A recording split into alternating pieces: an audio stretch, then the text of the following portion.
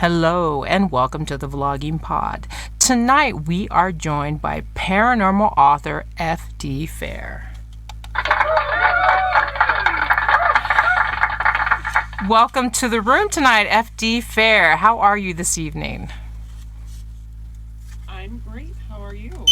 I am doing awesome. Thank you very much. So I wanted to start out tonight. I'm sorry, go ahead. I was just saying it's much better now that we got the technical issues out of the way. There's always one. This is why I usually start a couple minutes prior to 7, because there's always something, trust me, always. So let's start right off about discussing the weirdness. First, tell us what embrace your weirdness means to you as an author. Well, I think all of us are a little weird in our likes, dislikes, how we act, and a thing that we say in my family is we say we don't weird shame. If you like to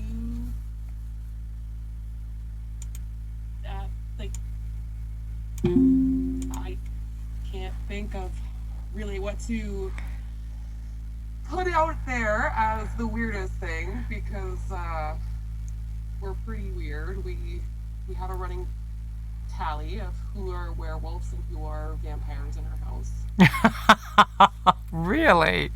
You classify your household in werewolf and vampire. Do tell. I want a little bit more info on that. Yes, my 9-year-old and I are werewolves because we have fangs on the top and the bottom of our teeth. And then my husband and my other 2 boys are vampires because their eye teeth are only pointy on the top. Wow. Does that go a lot when your genetics of your family? Do both of you have that type of genetics in your family as far as the teeth? I think so. I think it's just. I honestly, my 15-year-old, I think he grinds his teeth, so the bottom ones were pointy at one point. Oh, okay. But they're not anymore. So, all right. Yeah, he's a vampire. So this little bit of quirk in your family, is that what inspires you to the paranormal? Yeah, we've just always been drawn to those types of movies and books. Okay. And I've always just wanted to live in that world that I wish existed. And then I started putting it into books and pretending that I was. Nice. So tell me what happened for you in 2021. Because when I look you up, I see that you have 4 books that you've written alone in 2021. So tell me what happened for you to have that great big push for writing.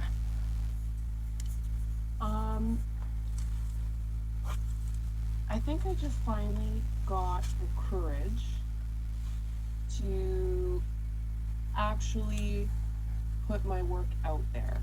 I had been writing little stories just more for myself than anything else. And then I met a couple of amazing authors, and I sent them my manuscripts, and they said, you know what, it's pretty good. Just take the leap. And so it gave me the courage to, get the editors, get the alpha readers and the beta readers, and get it out there. Nice. And, Sorry about the little ding there, raising you up in your sound, because I had you down. You're down just a little too low on my side, so I'm just raising you up a little bit. When I saw it for 2021, did the pandemic have anything to do with pushing you even a little bit further into the writing?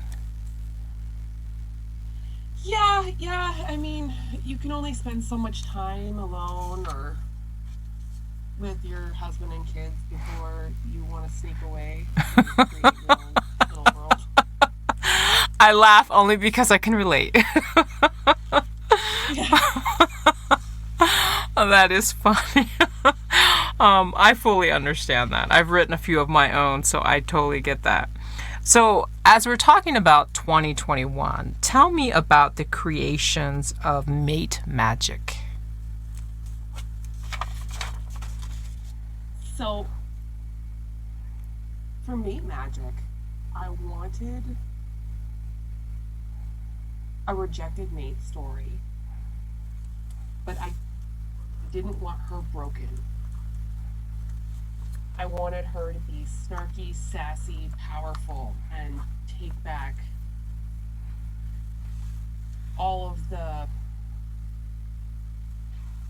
I guess, power that he took from her when he rejected her, right? And then from there, Scarlet was born, and she's still one of my favorites. I just love her. And I love writing her because she is in the rest of the books as well. She's just not the main character. So Okay. So, yeah, I wanted just a rejected mate that was a little different. nice. Okay, so you've written 2 series. Can you tell our listeners what those are? So it's really just one series. Okay. It's the Westwood Pack series. There's 7 books out right now. Mate Magic is book 2. And then I was in an anthology, and with the Westwood Pack series is nowhere near done. I think there's going to be at least another 5 to 6 books that are going to come out soon. Okay. So, with this almost at the end of 2022, and you have more books, and you've written, what is it? I might misquote here. I think it's either 3 or 4 this year alone, yes? 3. 3. Okay. So, tell me the drive. I mean, you've written 7 books just within 2 years. Tell me the drive that pushes you to forward on that. So a lot of my books come to me in dreams, and again, that's part of my embrace my weirdness. I dream some pretty crazy things, and rather than just letting it go, I wake up and I write it down. And there are days where I hide away for hours and hours writing because I just need to get that out. Okay. So, as we refer to Mate Magic, tell me a little bit about Blood Magic. Where are we at as far as its publication? Okay, so Blood Magic is almost done. It will be coming out in the spring. I went back through books 1 through 7 and have done a revamp and extended them by, I want to see almost 30,000 words each. Wow. And they have not been released yet. I'm going to release books 1 through 7 extended versions and book 8 in quick succession in the spring. What made you decide to extend them to 30,000 on each book?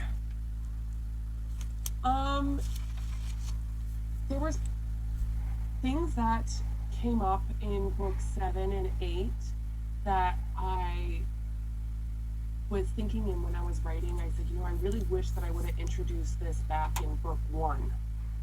And then that could have been a part of it for the entire series. Okay. So that kind of, I said, why not do that? It just makes it better. Right. I can understand that.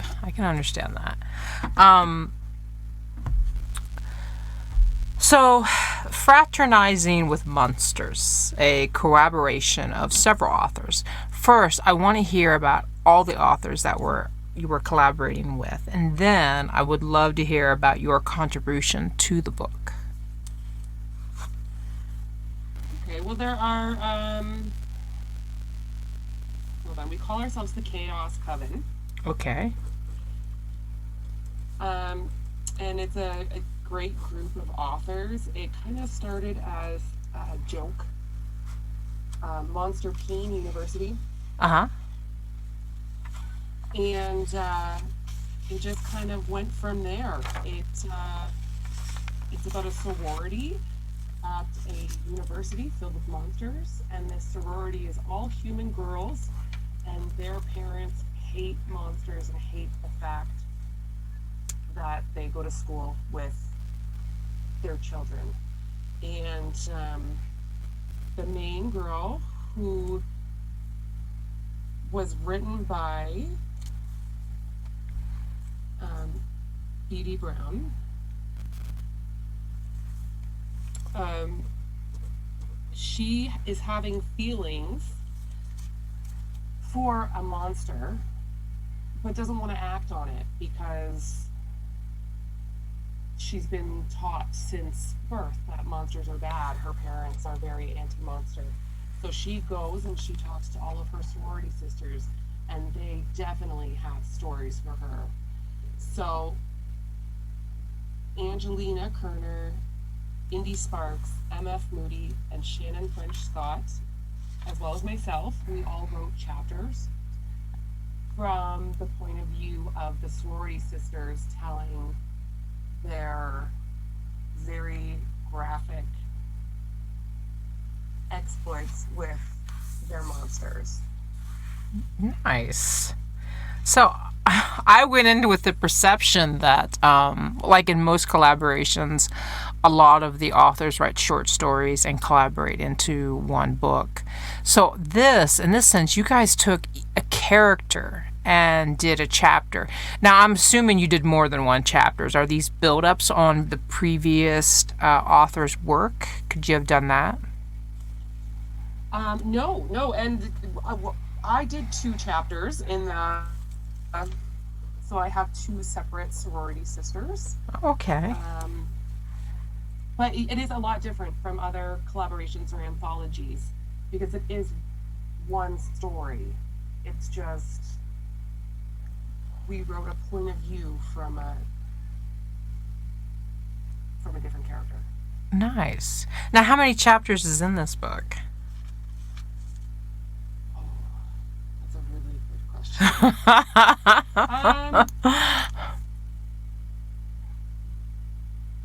I don't even know. Well, the reason I ask is because I'm wondering, did many of the characters get, many of the authors get more than one character like yourself?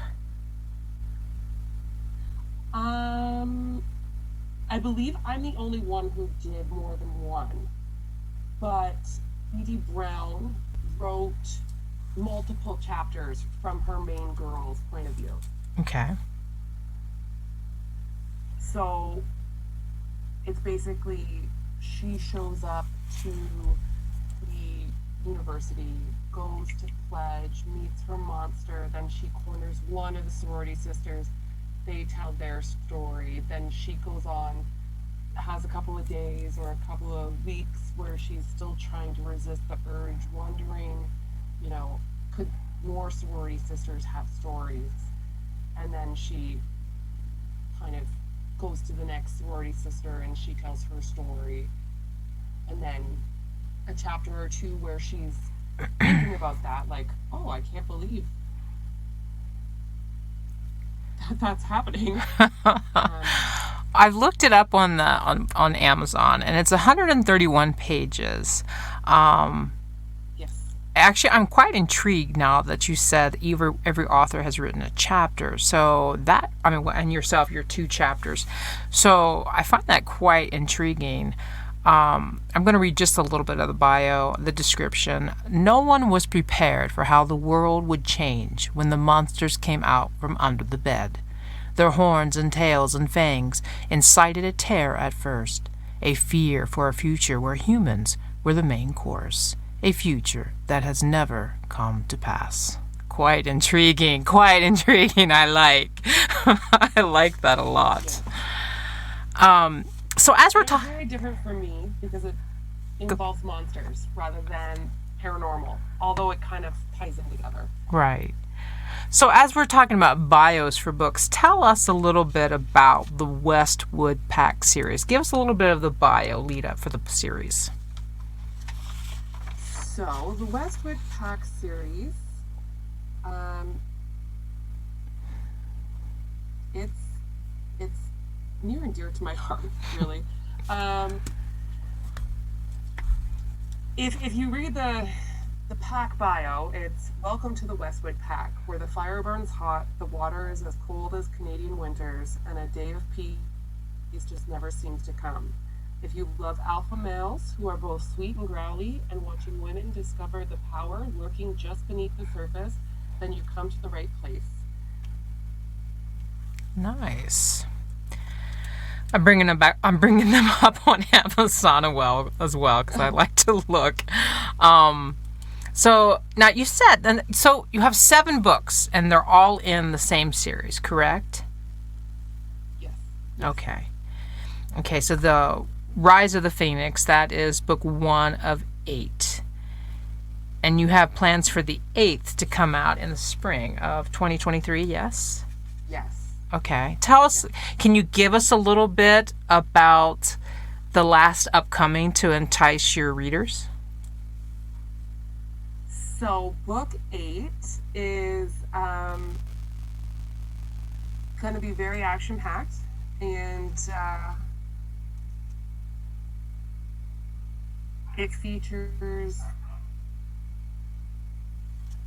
a vampire who has been held captive and brainwashed for a really long time, and her true mate, warlock, who seems a little too sweet, but he isn't at the same time. Okay. And the journey that they go on together to deprogram her and to have him come out of his shell is very beautiful. And the Westwood Pack has had a really wild ride in book 7, and then it continues in book 8. So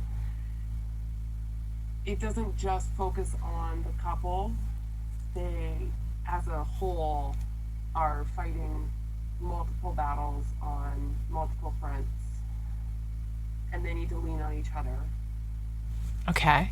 So the Westwood Pack series has 2 main characters, I'm assuming, and then you have a lot of supporting characters going through there as well? So each book focuses on a different couple. Okay. Book 1 is a phoenix and a wolf shifter, and then book 2 is a witch and a wolf shifter. Book 3 is a phoenix and a wolf shifter again. Book 4 is 2 witches. Book 5 is a hunter and a vampire. Book 6 is a vampire and a dragon shifter. Book 7 is a witch and 2 bear shifters. Okay. And then book 8 is a vampire and a witch. Nice. So, for my last question, and I'm going to rephrase this in a way, since we are getting to the end of the year. I can't believe it's November already. I really can't. But again, as we're coming close to the end of the year, what do you see coming for your fans in 2023? I know you've mentioned book 8 is coming out, but what else do you see coming our way for you in 2023? Okay, so I have 2 co-writes that will be coming out in 2023 that are both paranormal romance. It's a duet.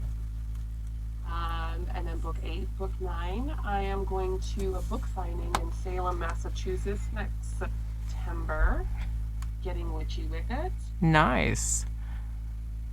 And if I can swing it, I would love to be able to get book 10 out as well. No, wow, that is incredibly productive. I hope it all comes your way this year. I mean, this coming year, excuse me. Me too. I want to thank you so much for being with us tonight, FD Fair. It's been a pleasure. I'm very impressed by your writing and how quickly and how much you have put out this year and the prior year. So congratulations on that. That is quite a victory and a success. I want to thank our listeners for once again tuning in. Thank you so much. Until next time, bye-bye for now.